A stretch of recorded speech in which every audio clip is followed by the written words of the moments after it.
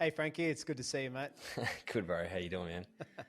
Yeah, good mate. It's been a bit of a manic week off the back of the weekend, but keen to see you and really just talk about Hex, which we went to on the weekend. Hex Fight Series 28 at Festival Hall, Yeah. live and loud, on November 18th on Saturday. It was a really good experience, considering all the cards that we've been to. You know, even the UFC, like just throwing that in the mix if we want to talk about comparisons to the different cards we've been around Australia too. But yeah, really keen to Yeah. dive into that, mate. Yeah.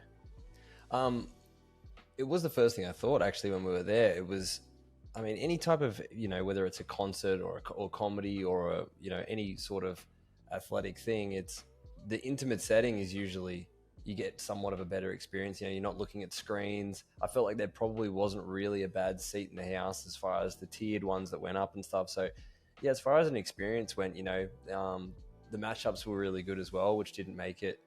They kind of pushed out the fights, like one after the other was going pretty well. So yeah, all in all, I thought could definitely rival UFC as far as experience. Like obviously the big budget's a little bit different, and it's a completely different comparison. But as far as going out on a Saturday night and having a few beers and watching some fights, it was awesome. Yeah. Yeah, yeah, absolutely. And I think Festival Hall is just such a good venue for it. Like you mentioned seating, just looking around from where we were seating, which was ringside conveniently, which we'll get to in a bit. But you had the rafters sort of above the cage, so you could see well into that if you were sitting up there. And then everything was kind of all around the cage on that lower floor and back. So I think the venue's great. It's not, if you compare it to the venue back in Sydney that we were at. I'm trying to recall the name of it, mate. At the UFC? And Campsie, the one, the Oh, yeah, the one that fight card. Yeah, I don't remember the name. Orion Function Center. Yeah. So if you compare it to that, Orion Function Center was very straight all the way down, and then you just had the stage. Whereas it's just Festival Hall, had a bit more of an all-around view there and all-around seating. So that meant that they could have all the TV sort of above the cage and all the way around, and everyone sort of had a view. So that was awesome. But let's start off with sort of getting to Hex and getting to Festival Hall. I mean, as you would know it, we had a nice big lunch at the Osborne on the rooftop, which was a really good way to sort of start the day and get some fuel into us before we got on the beers, mate. A couple of big dumb chicken schnitzel sandwiches went down quite nicely. Tiny beers. A few sunny rooftop pots, as they do it in Melbourne. It's pots or pints, which you were getting used to now. But thought it was funny that the sandwiches came with slaw rather than chips, but after a quick conversation, they were happy to swap that out. It was a bit confusing, but we got there. Bit of back and forth, yeah. Carved ourselves up, yeah. It was pretty fun place to be. Soak some beers on a sunny day, which isn't common here, but all good. So we get to Festival Hall, and all week we're thinking, 3:30, going to be a great afternoon card, kick off early, maybe even finish well before midnight, get out of there early enough, maybe catch a later dinner. And first thing they say is, oh no, first fight's going to be at 5 p.m., which was later changed to 6 p.m. as well. So not an awesome start. I guess one thing that came out of that, which was really good, was bumping into Harry right out the front, getting that fist bump. He's got his shades on. He's ready for war. He's staying in the zone. But yeah, it was good. It was good to kind of get there, I guess, and start. Yeah, he definitely looked the part walking in there. Like you said, squad behind him, shades on, didn't really look phased. So yeah, no, it was kind of cool. I mean, the bit of the back and forth between the pub and there it's not the end of the world, but you do get out there and you think, we're walking in and you're kind of setting up for the Arvo. But yeah, no, I'm sure we're going to get to the place that we hung out at before it, but yeah, absolutely. I mean, look, they had 6 cancelled bouts in total, including one that was on the day. I think the guy missed weight by like 7 kilos. Yeah, it's crazy. Are you really trying if you're missing weight by that much? Who knows? Sounds like he was at the Osborne cutting weight with us, but so we bump into Harry Webb, and good point. Like, he definitely looked the part. We were probably hard to miss with our Harry Webb t-shirts on us in full display. Probably sticking out like a sore thumb there. But yeah, we go around the corner to Hotel Spencer, pardon me, Hotel Spencer, and it's full of everyone that's going to the fights. You know, it's full of English people that just love fighting, full of locals, full of all the fans, the family of the fighters. You know, they were probably thinking, oh, it'll be a chill afternoon for us, and there you go. Here's some business for you, courtesy of 6 cancelled fights. Yeah.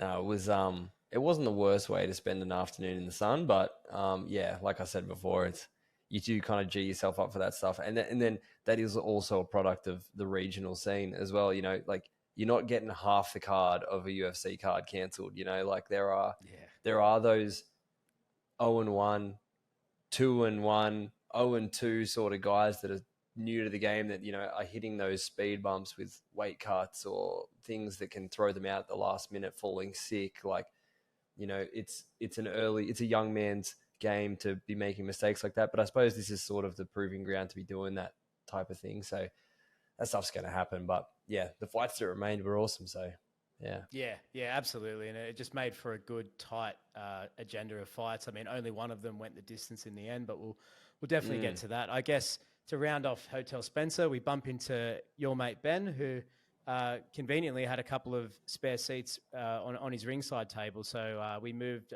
from, I wouldn't say nosebleeds, we had some decent seats up the top, but we moved to the ringside seats, which was awesome. I mean, where we were positioned, we had view all around the venue of all the screens. You know, I think we were right next to the announcer before the walkouts.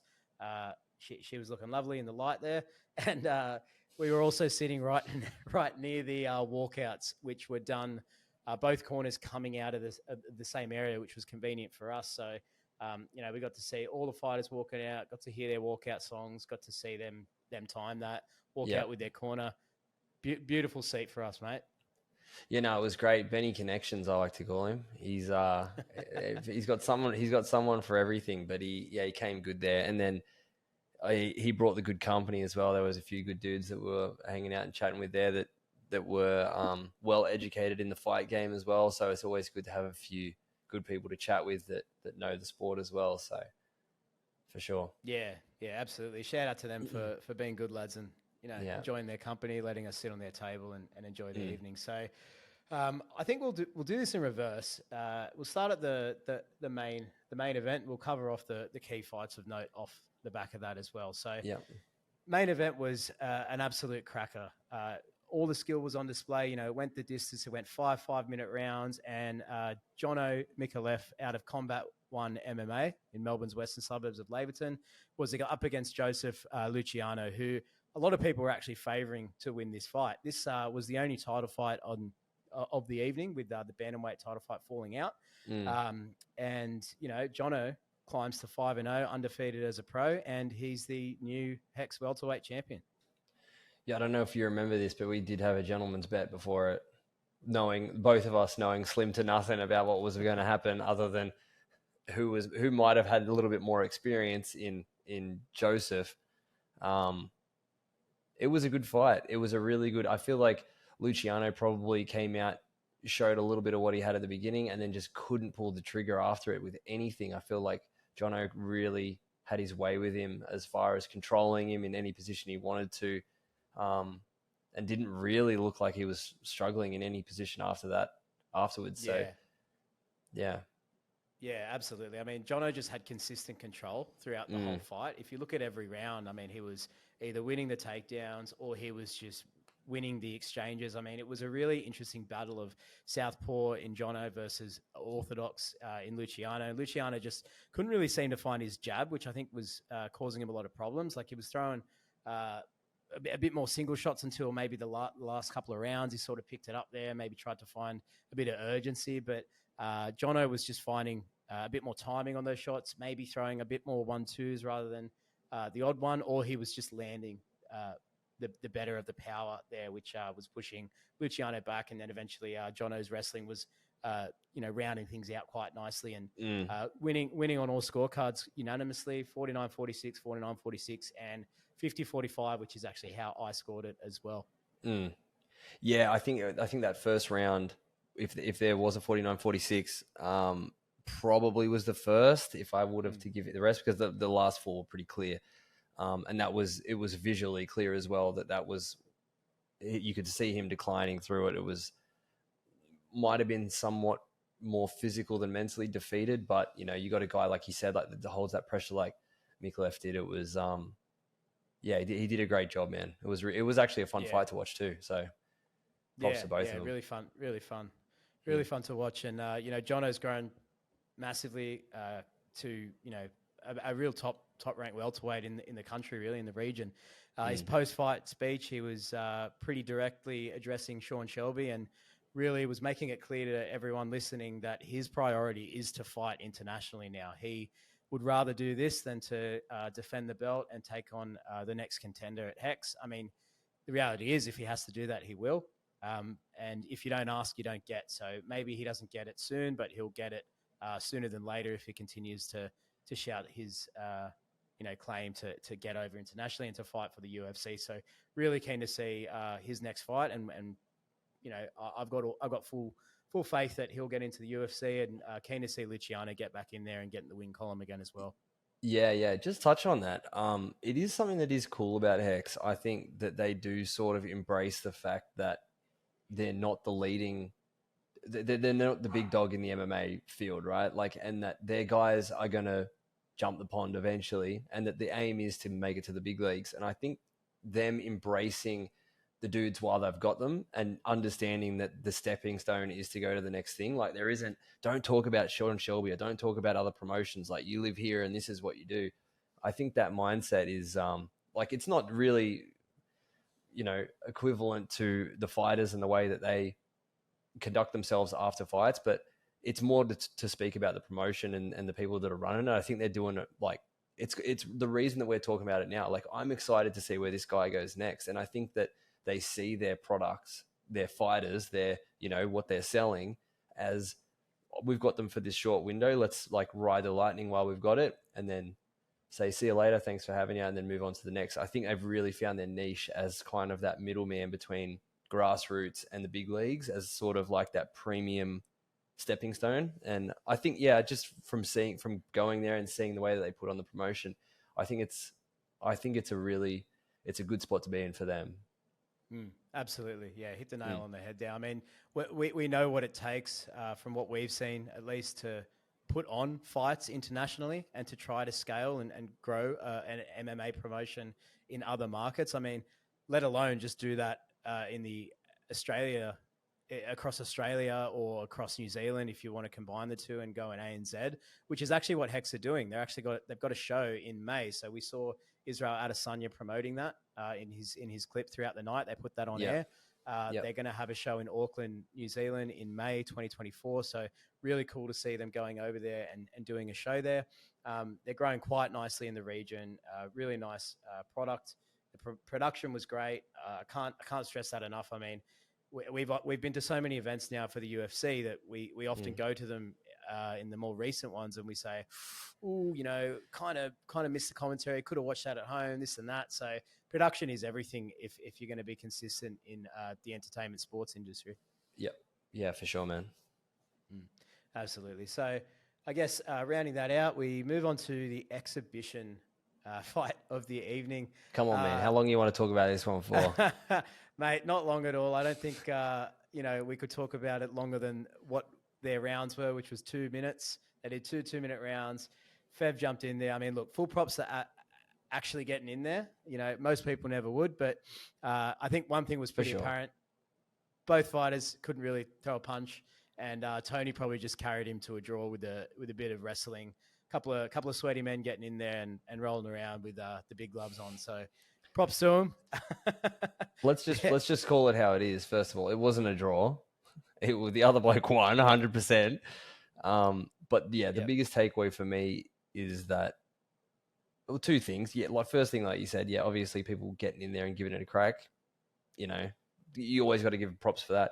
But also how apparent it is that not everyone knows how to throw a punch. Like it was shocking. I thought there were a couple of dads. I was like, surely they knew how to, plant their feet and turn their hips and move their shoulder over and throw a punch. But it's just like, that didn't happen once. There was nothing even remotely close to any type of teaching of how to throw a strike, which was you know, again, you go back to Hex and their promotion of this thing. They made it seem like, you know, Favola was this KO king from the fucking AFL, and this bloke, you know, had done a few jiu-jitsu classes, and as soon as he's going to take him down, then they get in there, and neither of them know what they're doing, and it just looks like a bit of a mess. But yeah, you know, look, it was a bit of fun, and I guess it was a nice filler to, again, I hate to say it again, but the 6 cancelled bouts that we had on this card, like I suppose it was a bit of a filler, a bit of an icebreaker for the evening, and all in all, it was a bit of fun. So good on them.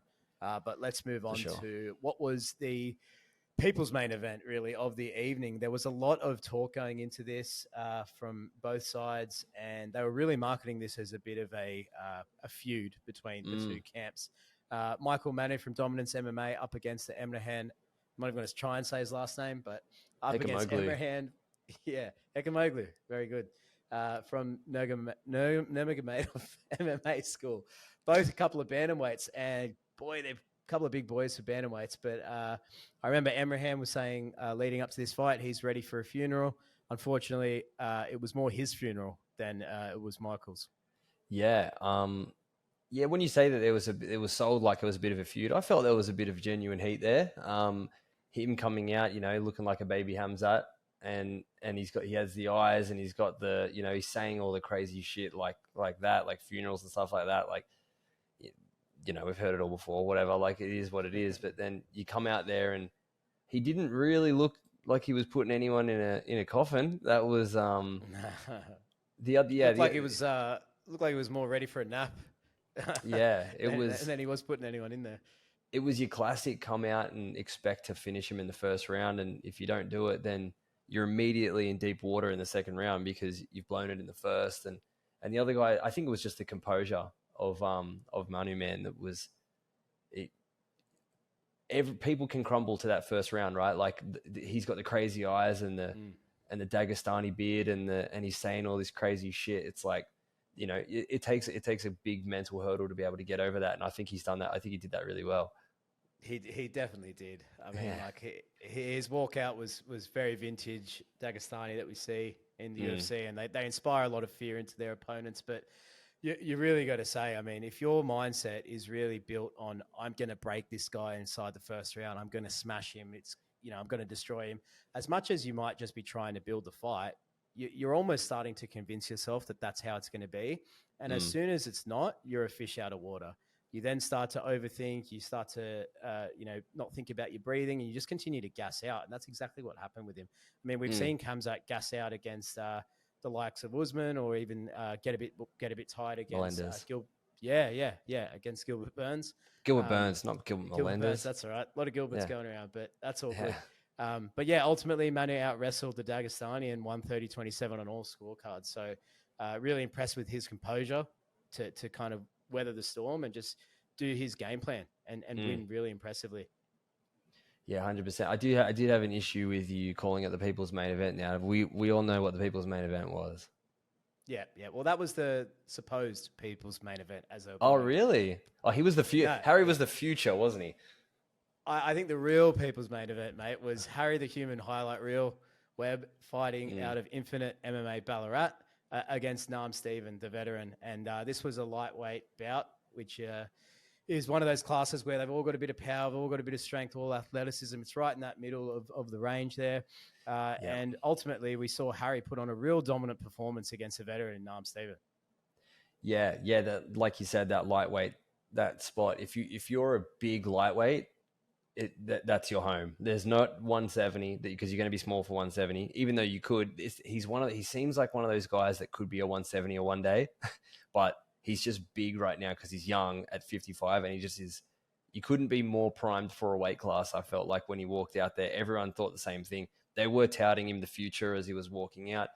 I did initially, after into the second round, I didn't think that it was going to go the distance purely after the first, after the way he was fighting. And I did have that weird feeling about him, man. Like we spoke to him before, you know, we were both watching a bunch of his highlights and going, man, this guy's good. And then we watched that happen in front of us. And I don't know about you. I mean, we both sort of said it. We were looking at each other during it, that, yeah, I had that feeling that this guy's special, man. Like there's definitely some.